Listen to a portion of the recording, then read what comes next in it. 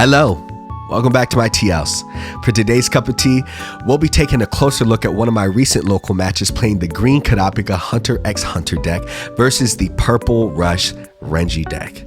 Now, Rush has taken the format by storm. I've said this already in a previous video, but when it comes to the green Kurapika matchup versus Renji Rush, you want to go first into this matchup.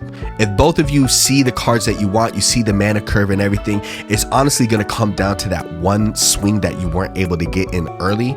So you want to go first if you win the dice roll or the rock, paper, scissors, whatever it is. And going first isn't the only thing. It's not just about getting your curve, it's about being aggressive early as well. You want to make sure you get a 0-drop place that you can push up and then prioritize the Satos next, or whatever it is that you're going to help ramp up your deck. And vice versa is honestly the same for the Purple Rush deck. From my experience, if the Purple Rush doesn't see their curve and they go second, ooh, it's gonna be a hard time for them. They still are able to put up a lot of pressure and push your back against the wall, but it just doesn't do it, especially since you're not rating in the cards. So I'm super interested to see what you guys think about this matchup. Hear your thoughts and opinions in the comments below. It's cool to see that our region really is aggressive. Looking at the Japanese style, looking at the championships, the regionals, worlds, all that, they really take a long time. They play this slow game, very methodical with it. Whereas for us, one thing that I've realized is we're go, go, go, go. I want to see you bleed. I want to see your life whittled to the ground. So I'm super excited to see what happens when red comes out. You guys already know I'm going to be on that code chaos. But until then, let's focus on the game that we have right here and get into the mix.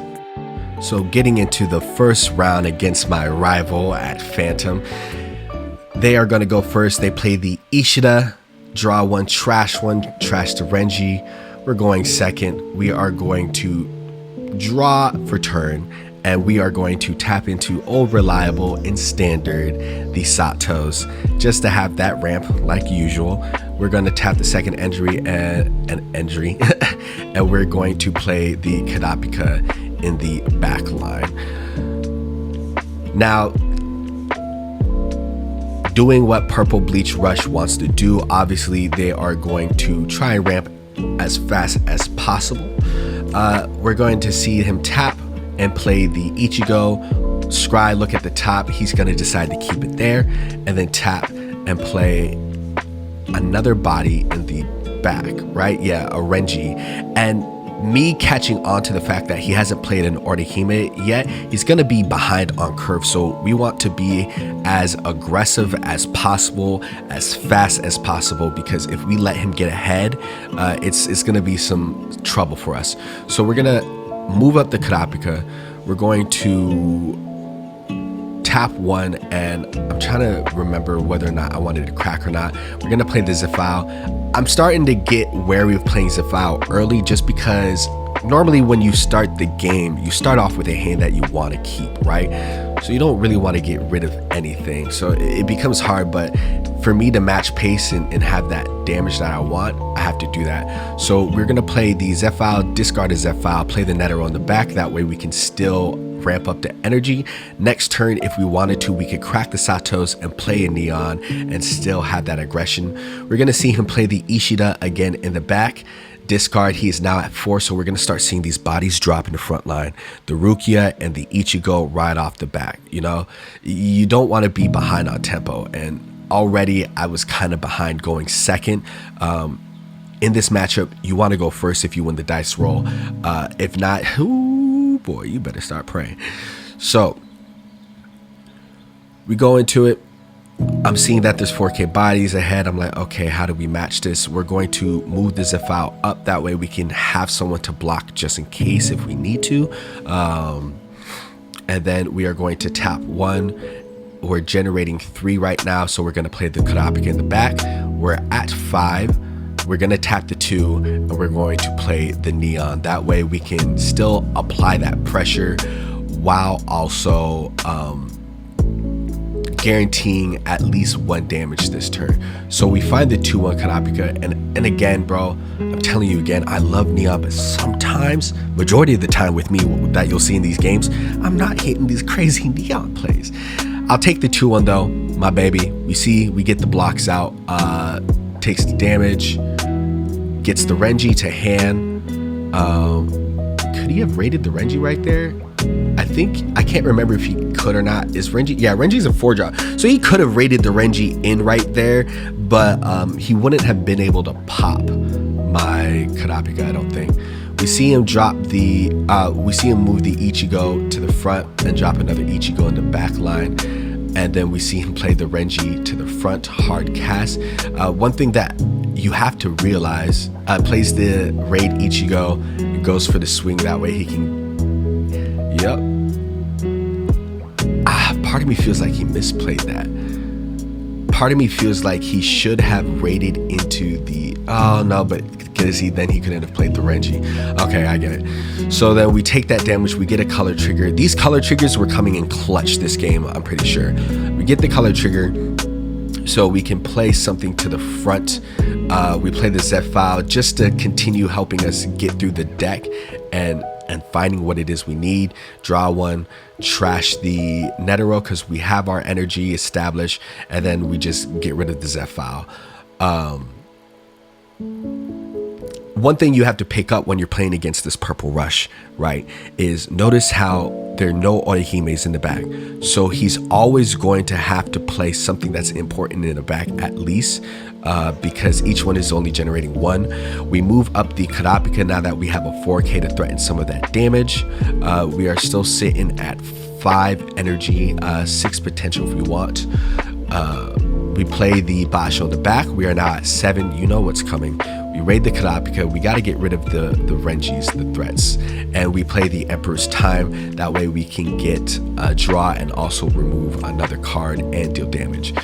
Remove the impact first whenever you can. We go for the bottom. Thankfully, no kill trigger. He gets the Renji. Again, can he raid the Renji in? He can raid the Renji in, I'm pretty sure.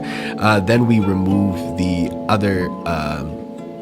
Renji because you don't want that double damage threatening you. Blocks the Rukia because we have that 4K pressure, and just like that, the momentum swings back in our favor. That's what I love about the 2-1 Kurapika and the big Kurapika, bro. The momentum shift, especially in these games against Rush, is clutch. It's important and you need it. We see him come out, gets to go the big Kurapika. We knew that was coming. It doesn't stay on the field as long. Like if it did, it would be amazing, but it doesn't. Swings for the 4. We go ahead and take the block because I have the bodies on the field to rotate up, and I have the cards in hands that I need, and I don't want to go too low against Purple Rush. I want to keep that the life advantage in my favor to 4-3, especially since we know we have so much impact in this deck. We move the Basho up. We tap, or I gotta untap my energy. Move the Basho up, then we tap 2 and another Neon Gaming. We're gambling this game, bro. Gambling this game, and finally we hit. Looking at the play state, I draw into a Hisoka, a 4-1 Leorio. I'm pretty sure I draw into, yep, the 5-1 Kurapika, and obviously we're gonna play the 5-1. We get described, we look, we're going to keep it there. I think it was a Hunter's License or a kill card. This is just a really good game. Really good game. Unfortunate that he didn't see the curve going first against Kurapika. And we have that kill card. We put it on the 2-1. I'm telling you, bro, the 2-1 Kurapika is dangerous. We remove the Renji, deal the damage. 2 impact guarantee. We want to draw the blocks, so we're going to swing for 4. He's doing the math, takes the block, and then we see that he'll block the 3 anyway, so then we swing for the guaranteed impact. No trigger, and just like that, bro, the game is basically ours. He either has to deal with the 5-1 Kurapika or honestly the 2-1 Kurapika. At this point, you gotta be scared. We see him move the Renji up.